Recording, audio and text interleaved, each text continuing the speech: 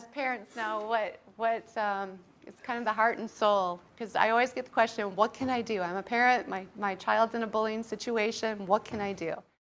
Oftentimes, again, in working with kids, they don't talk about bullying, and there's some really specific reasons for that, and you want to know what those reasons are. And the first one, when I say overreaction up there, in talking to kids, they'll say, well, why don't you talk to your parents about it? And they'll either say that I have or I'm not going to anymore. And one of the things that we as parents, as our gut instinct, when our child tells us we're being bullied, one of our common responses is, I'm going to call the school, I'm going to call the principal, I'm going to call the parents of that other child. And your kid is going, whoa, whoa, whoa, wait a minute, that's not what I want. It's not going to make it any better. And, so that kind of that quick step of, I want to fix it for you, when really all they're looking for is, I need help. I want to handle this, but I need your help, I need your guidance, I need your support. That's really what they're asking for there. Fear of being judged.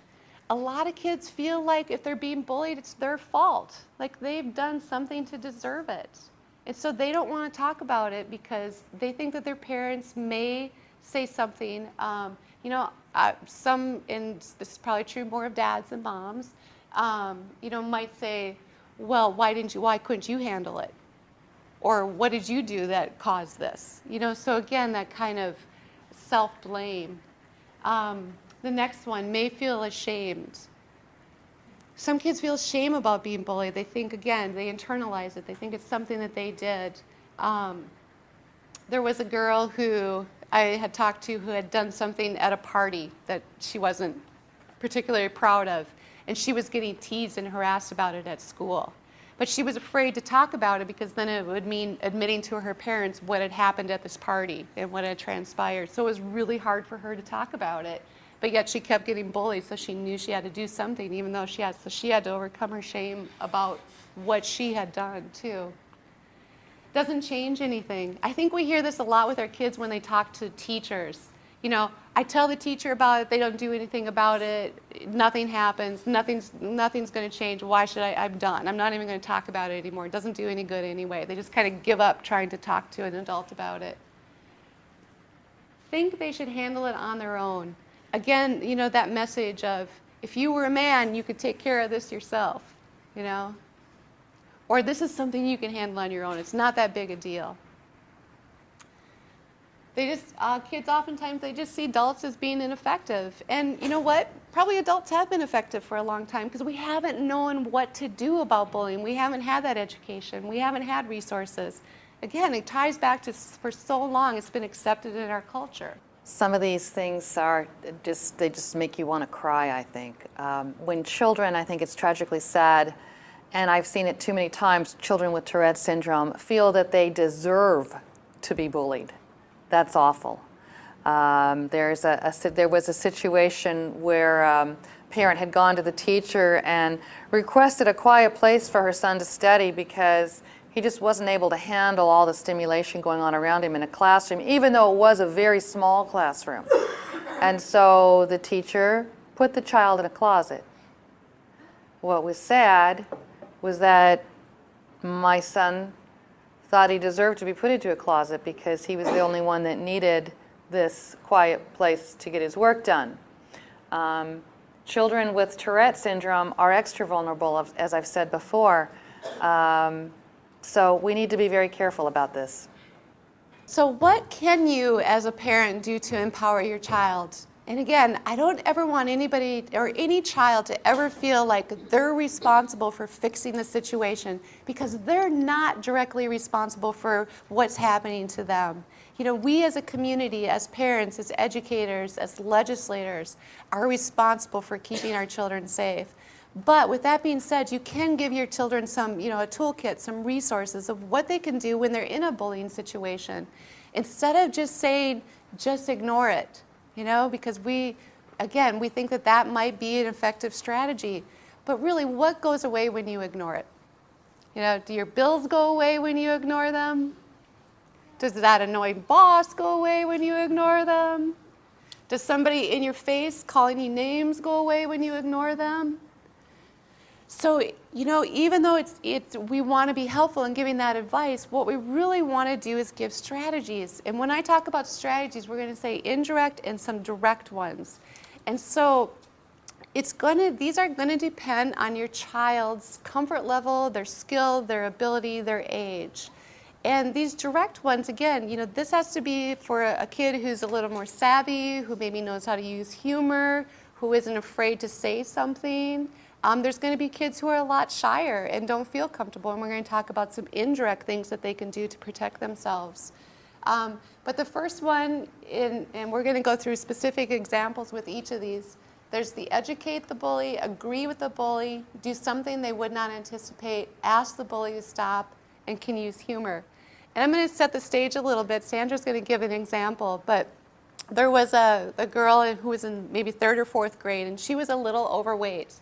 And one day she had gotten called a pig out on the playground by a little boy. And so we had strategized about some solutions with her, and she came up with this one all on her own. I was really proud of her, and she had the skills to do it. So she went back, and it was a couple days later, and the little boy did the same thing again. In fact, I think he said pig, pig, pig. But the little girl looked at him, and she said, you know what? I am a pig. I am a pretty, intelligent girl. And turned around and walked away. Yeah. And so she came up with that on her own, so you can imagine the empowerment that she felt in that situation. She gave a response. She didn't get angry. She didn't get mad. She didn't get sad. She had practiced it. She knew what to do. She turned around and walked away. So if you guys think, you know, names that your children might get called or situations that they might be placed in, we can use these strategies, and we're going to give a more detailed example. Ryan was a 9-year-old boy, or was he 12? He's a 9-year-old, and he was called Twitchy by a classmate. This made him really, really unhappy, and he went home and he sadly told his mother about this, and the mother knew this was probably just the beginning of some really unhappy times as far as bullying went for her child with Tourette syndrome. And so she realized she was going to have to sit down and help him role play and figure out a way of pulling together some strategies that he could pull out of his toolkit on his own, because this was just beginning for him. So what we might want to do is practice with our children at home before they get in the situation, so they have some handy things to pull out. As far as educating the bully in this situation, what Ryan could say is, I have a neurological disorder called Tourette syndrome. He could agree with the bully, yes, I do twitch, but they're actually called tics. He could agree, yes, you're right, I do. He could do something the bully would not anticipate, which could also be used with humor. A situation that we had when our son was 8 and placed in the 2nd grade classroom, and his tics were escalating during the day. He was in a desk, and everybody in the classroom knew about the Tourette syndrome, and they were very comfortable with it. As the day progressed, this little new boy next to him was getting more and more uncomfortable and moving away from our son as my son's tics got worse and worse. And my son, sensing this little boy's discomfort next to him, said, I have tics, but I don't have fleas. So he always dealt with it with an incredible sense of humor. Now, many 8-year-olds might not be able to do that, but there are things, you know your child, and you know what you can come up with your child to make it work for them. But it does take practice, it takes some role playing, and it takes conversations at home between you and your child. One of the easiest might be, depending on the child, is to just ask the bully to stop. Please don't do that. Or one of the examples earlier that Julie gave was, we don't do that in our school.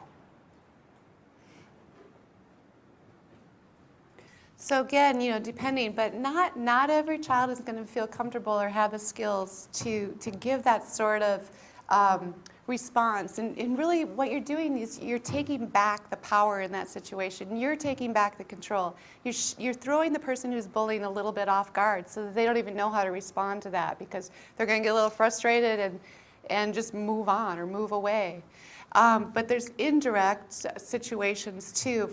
This first one, disregard the bully, because just ignoring doesn't work. But when I say disregard, try to work with your kids, and every kid should be worked with this, but to not give that emotional reaction that we talked about. So don't get mad, don't get sad, don't get scared, or don't act scared. You may feel all that on the inside. They may feel really scared, but to not give that response to the situation. And so when we say disregard, it's to try to not give that vulnerable reaction to it. Because if you give that reaction, the situation is probably going to start to escalate to a point that you're not going to be able to move away from it.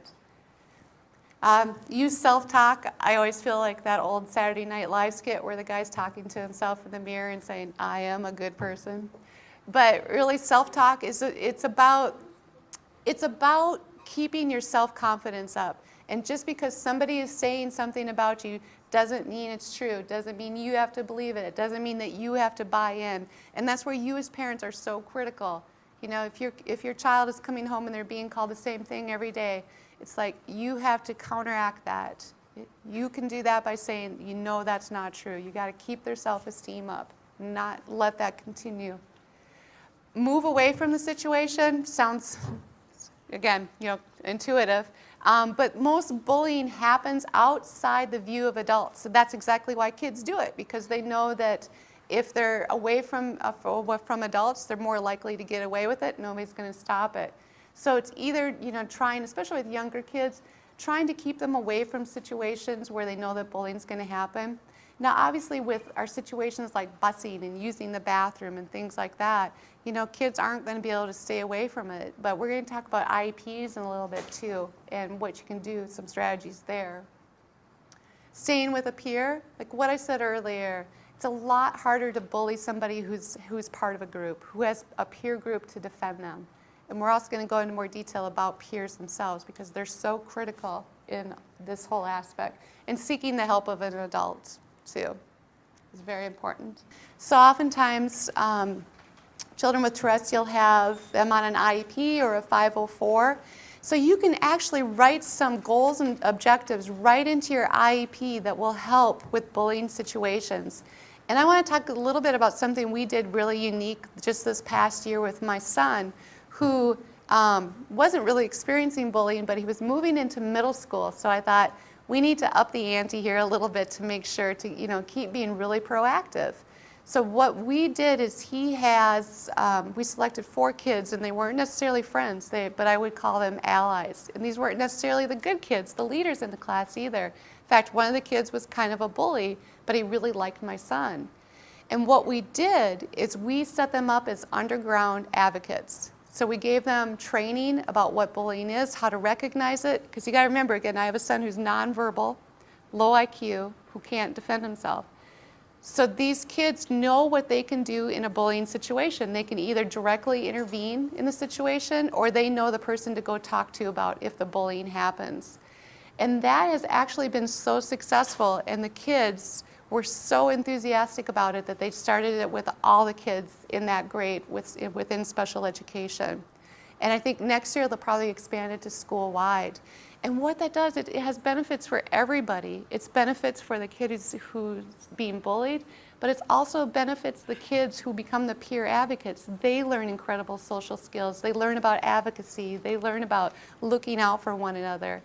And I was a little hesitant about doing it. My hesitation was tied into, I thought, these peer advocates, they might start to get bullied themselves, get picked on for being a part of this, for doing this.